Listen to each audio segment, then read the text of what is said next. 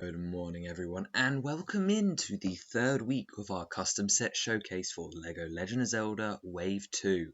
And if you don't know what we do here, we make custom sets based off what I think will happen when the LEGO and the Legend of Zelda sets finally happen at any point in the near future. And we're really deep into this wave now, and today we'll be taking a look at the first battle pack of the wave, 00020 with 170 pieces. This is the Lizalfos battle pack. Now from that image it didn't look particularly interesting, but looking over here at our front box image you can see that this set does contain 4 Lizalfos minifigures based around the same design from my custom Wave 1 Lizalfos minifigure from the Fire Sanctuary, which was a Dark Lizalfos. So all 4 of these minifigures here are exclusive, and I'll get into a bit more why this isn't the most traditional army builder, as obviously you guys know, when people want to army build they usually want 2 at least of the same figure in the set. But these guys kind of come in the same ratios, unlike the BOTW, so there are no duplicates in this one. But anyway, taking a look at the information, we've already mentioned this is set Z0020 Lizalfos Battle Pack for ages 8+, with 170 pieces, retailing for 15 Great British pounds and with 4 minifigures. And you can see on our box art here, it shows off the set, the 4 minifigures, and a little bit of a lake background. Now, the description I have here. Build your Lizalfos army with the all-new Lizalfos Battle Pack from LEGO The Legend of Zelda. Discover 4 varieties of Lizalfos in one box, including fire, ice, electric, and green Lizalfos minifigures, and a modular base system to expand your encampment. Rearrange and expand across multiple sets to create a force to be reckoned with. Right, let's take a look at this build then. So as I mentioned just there, this is a modular base setup, and you can see that it is based off 4 sections, 2 almost identical platforms, a sort of modular connector, and then a segment of the bases. And inside of our box, we have 2 bags and the instruction manual. Opening that instruction manual, which you can see here is the small battle pack size, you can see the bag 1 builds those 2 platforms, as well as gives you the green and electric Lizalfos minifigures, and then in bag 2 you get the base and the connector module, as well as the ice and fire Lizalfos minifigures, so nicely spread out across the traditional 2 bags for battle packs.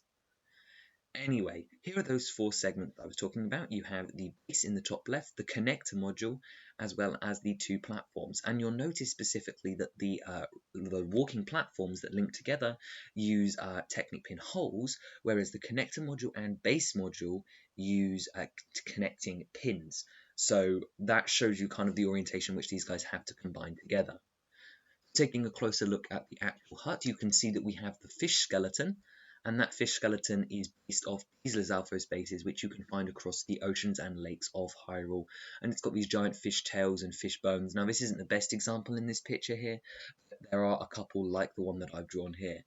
The thing about these bases is they also have these like clamshells hanging down, so to build up the other half of the door I included a sand green clamshell, and that's not a new color, but I think it does look pretty cool. On the inside of the base, not only can you see that that clam could wobble backwards and forwards, so if you were having a fight that could knock over, but you have a spear in a bucket, and that is referencing the fact that Lizalfos commonly use spears as their weapon, and a boomerang also referencing the boomerang weapons. Okay, and then one last interesting thing to point up with is you see that dark tan piece in the bottom right corner near the Technic pins. Now that is the piece that is removed when you combine these sets to allow you to create these big bases, which we'll take a look at in a minute. But you can see it's connected using hinges, and you can see that hinge floating out the side, and that would allow you to connect to other bases. Here is the chest included, just like in the Bokoblin Battle Pack. This is something I'm keeping consistent across these Breath of the Wild enemy sets, and that's that monster chest that unlocks when you defeat all of the enemies. In this set, you can also see that that attaches loosely to the platforms, as well as some fish on some sticks. Okay, so I mentioned earlier that you can combine these, so we're going to take a look what happens when you take 8 of these sets. 8, I know that seems like a lot, but you've got to remember these are intended army builders. So 8 of these sets combined, let's see it. And wow, that is huge. And you can see this instantly becomes way more like the bases that you would encounter, in particular the Lanayru wetlands. You can see that our bases combine together to actually make full huts, as well as all the platforms kind of create this sprawling look. One other thing I'd like to quickly point out is that yes, there would be more chests in here. I only included one to stop it looking too messy, and the 8 jumper plates on the floor, which I mentioned earlier about how the bases get connected. And it's a bit more awkward than I think a real Lego set would do, but there was no other way to do it, and I really wanted those bases to connect. So here is those bases, and in that model we just showed you, you would be able to make 2. As you can see, the segment is repeated 8 times across those 2 bases, and they create to make an accurate looking platform with fish skeletons, hanging things, some weapons, as well as the hole in the middle, which is also, I wouldn't say iconic, but fairly common in those bases, the circular bases where the lizards live. And you can see that they are connectable to the platforms on all 4 major right angles. And here is a top-down view of that layout just to give you a better idea of the scale and what I am talking about. And my oh my, it's huge.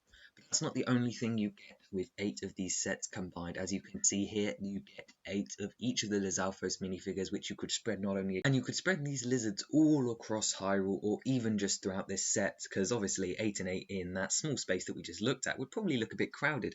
But that's it, isn't it? You can spread these just like the Bokobans across all the other sets. Maybe they're causing a skirmish with Tracy and the Guardian, or they're in one of the temple sets and stuff like that.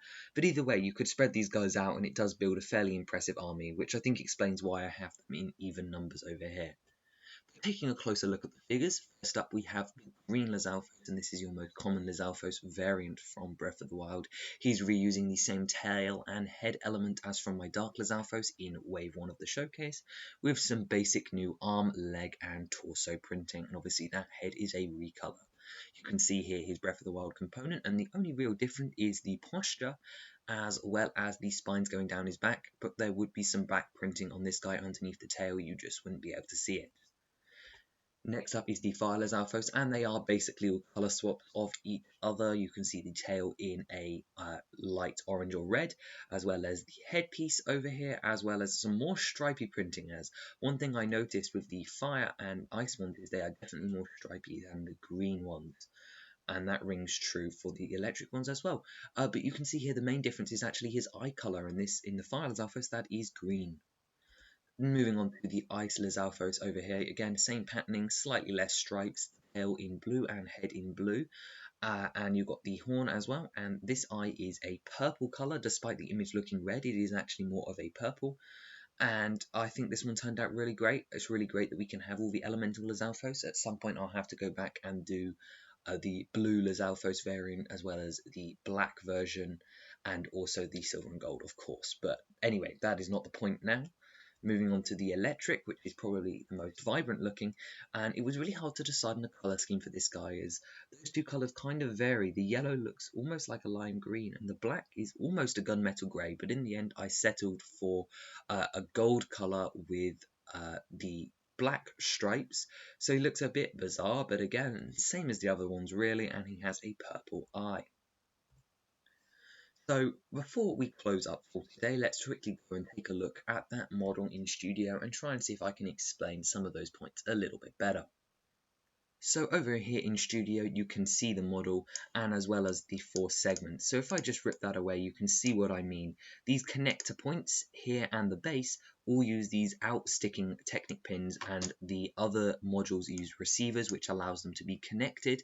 However, the only downside is you cannot, without using connector pillars, you cannot stack these in rows without using your own Technic pins. Between every single of the pathways, you would have to have a connector module, which is by no means a bad thing given the chaotic nature of Lizalfos base. However, it is a tad bit annoying if you want to have a long strip coming outside.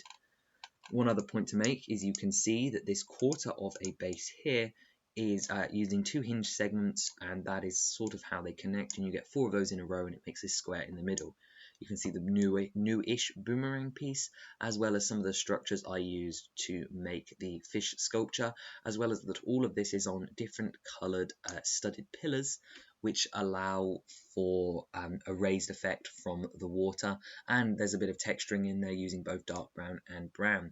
You can see how the fish are attached on their spokes, as well as obviously some of these tiles would be the printed log variants like in the old fishing store, particularly these 1x4s here, and maybe some of the 1x3s, but not all of them. You've got the clamshell hanging up there, as well as some rock formations underneath, mostly for stability around this corner module. You're going to be snapping that into places a lot, but also just to make those exposed Technic receivers a bit more nice looking, as well as to give them that bit of extra strength.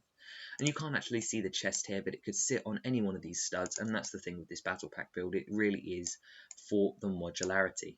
But let's go and finish up for today.